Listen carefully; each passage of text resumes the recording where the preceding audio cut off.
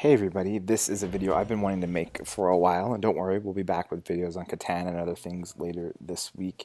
But I just wanted to take a moment to talk about the Nintendo Switch, a platform I've been loving this year, and one that I think is, in a lot of ways, a great fit for board gamers. There are a lot of great AAA games on here, like Mario and Zelda and Splatoon games like that, which are great. But I wanted to highlight 10 other gems that I think are really a good fit for people that are fans of board games. Maybe you're picking up a Switch for your kids this holiday season, maybe you've been considering one yourself, and you're wondering if there's anything perhaps for you on the platform. So let's take a look and dive into 10 games that I think are a great fit for fans of board games on the Switch right now. The first game I'd like to highlight is The Flame in the Flood. The Flame in the Flood is sort of like, I guess, Oregon Trail meets Don't Starve. You are crafting, trying to survive by gathering different resources and trying to make your way through a flooded countryside. It's really quite interesting and has a great aesthetic, and is a kind of fun game to play on the platform.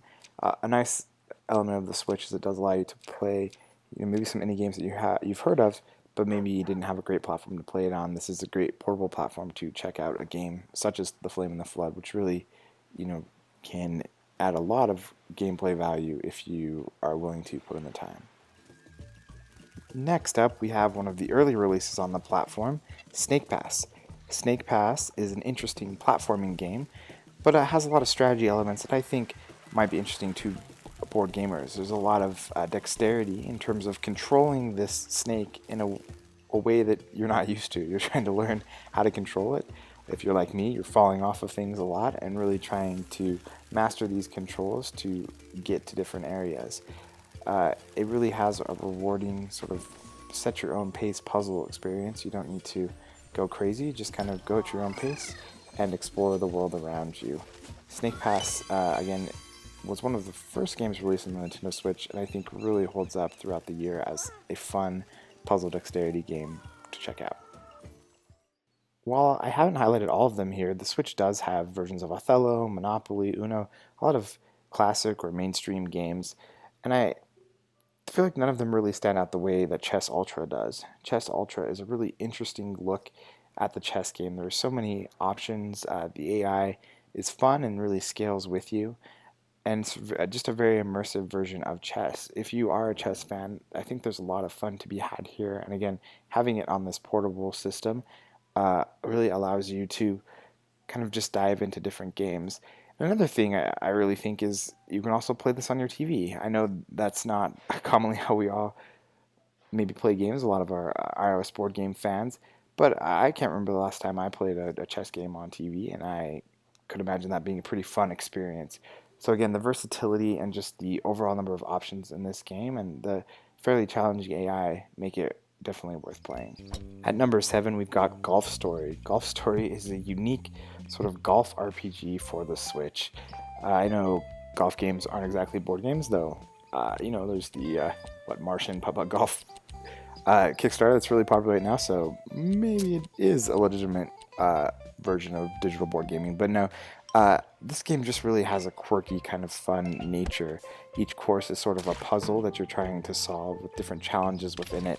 And I really just think the quirky nature, really would be perfect on mobile. And while it's not there yet, it's a great, fun little dive-in RPG on Switch.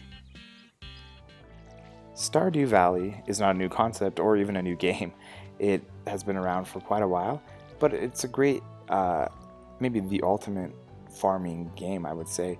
It really captures the whole experience, and I think it has a lot of quality of life things as well as just a lot of fun, enjoyable mechanics. There's always something new to discover and something new to learn, and the world is just charming, fun, quaint, just fun to be in. Having played on PC, I can really say that they've done really well with the controls here on this console version, and it really lends itself, again, for that portability, the ability to play this game, on the go, because this is really the kind of game that you just kind of want to have some time to dive into and really enjoy your time with rather than trying to cram it into a set gaming session. So Stardew Valley is a great one to check out on the Switch. At number 5, we've got Skyrim. This obviously is an odd fit, but I think Skyrim is a really fascinating RPG for all board game fans. There's a lot of depth here, a lot of fun, just exploring being in a world. If you're a fan of tabletop RPGs, well, the specific mechanics may not be your favorite in the world. Just the whole idea to kind of have so much drive and be able to affect so much in the world, I find really fascinating.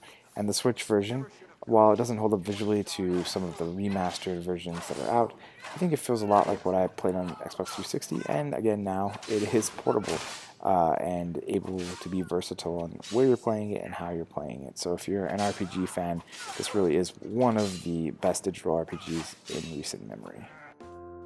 At number 4, we've got Chevy, which is a game that I reviewed a little while back. It's available on mobile as well, but it is kind of the only, I would say, proper hobby board game currently available on the Switch. I wonder if we'll see more in the future, but for now, this is the one we've got. It is a very interesting game, one that I'm terrible at, but it really has a quirky demeanor and works well on the Switch and actually utilizes the touchscreen of the device.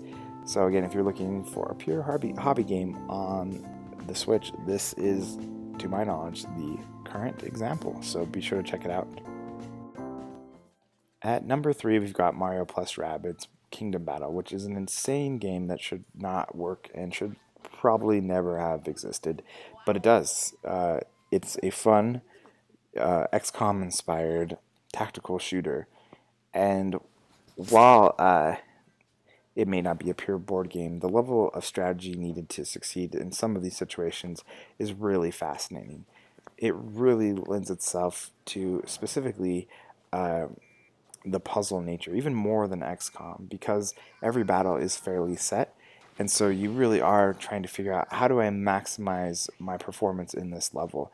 So if you are a fan of strategy and as well as kind of puzzle solving, I think both are available here and definitely worth checking out.